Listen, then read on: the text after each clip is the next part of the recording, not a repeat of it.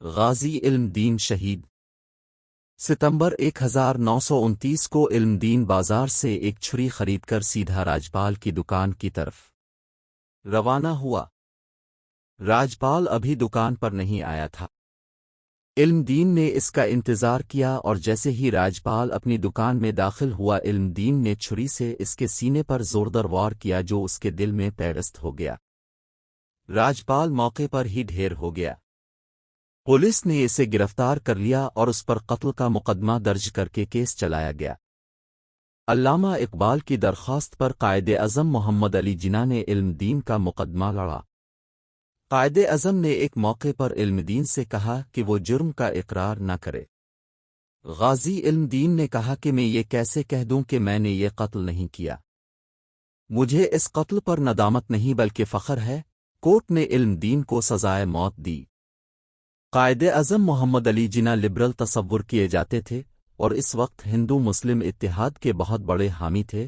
ہندو اخبارات نے ان پر کڑی تنقید کی لیکن قائد اعظم نے اس تنقید کو رد کرتے ہوئے کہا، مسلمانوں کے لیے حضور اکرم کی ذات مبارکہ ہر چیز سے بڑھ کر ہے۔ 29 اکتوبر 1929 غازی علم دین شہید کی سزائے موت پر عمل درآمد کا دن تھا۔ علم دین سے ان کی آخری خواہش پوچھی گئی تو انہوں نے کہا کہ مجھے صرف 2 رکعت نماز پڑھنے کی اجازت دی جائے۔ غازی علم دین کو جب پھانسی گھاٹ پر لایا گیا اور جب پھندا ان کی گردن میں ڈالا گیا تو اس نے وہاں موجود لوگوں سے کہا، اے لوگو، گواہ رہنا میں نے راجپال کو نبی کرم کی شان میں گستاخی کرنے پر واصل جہنم کیا ہے۔ آج میں اب سب کے سامنے کلمہ طیبہ کا ورد کر کے حرمت رسول پر اپنی جان نچھاور کر رہا ہوں۔ غازی علم دین شہید کو پھانسی کے بعد برطانوی حکومت نے ان کی میت بغیر نماز جنازہ جیل کے قبرستان میں دفنا دی جس پر مسلمانوں نے شدید احتجاج کیا اور علامہ اقبال نے ایک مہم چلائی اور آخر کار انگریزوں کو یہ یقین دہانی کے بعد کہ لاہور میں تدفین کے موقع پر ہنگامہ آرائی نہیں ہوگی اس کی اجازت دے دی گئی۔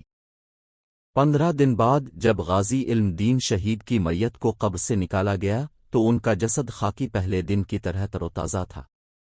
علم دین شہید کے والد نے علامہ اقبال سے علم دین کی نماز جنازہ پڑھانے کی درخواست کی، جس پر علامہ اقبال نے ان سے کہا کہ وہ بہت گناہگار انسان ہے، اس لیے اتنے بڑے شہید کی نماز جنازہ وہ نہیں پڑھا سکتے۔ غازی علم دین شہید کی نماز جنازہ لاہور کی تاریخ کی سب سے بڑی نماز جنازہ تھی، جس میں لاکھوں لوگوں نے شرکت کی۔ ہر ایک کی خواہش تھی کہ عاشق رسول کے جنازے کو کندھا دے۔ علامہ اقبال نے غازی علم دین شہید کی میت کو کندھا دیا اور اپنے ہاتھوں سے انہیں قبر میں اتارا۔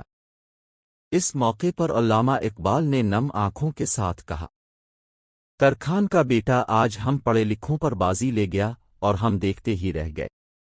علم دین شہید کی پھانسی کے بعد ایسے حالات پیدا ہوئے جس کے بعد انگریزوں کو قوانین میں تبدیلی کرنا پڑی اور کسی بھی مذہب کی توہین کو جرم قرار دیا گیا، اور اس طرح ایک نوجوان کی قربانی قانون میں تبدیلی کا پیش خیمہ بنی۔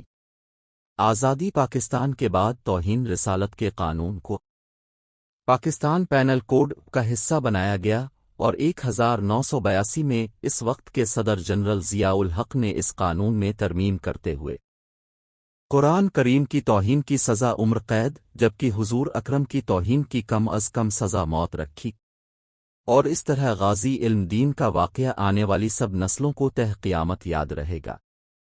شکریہ۔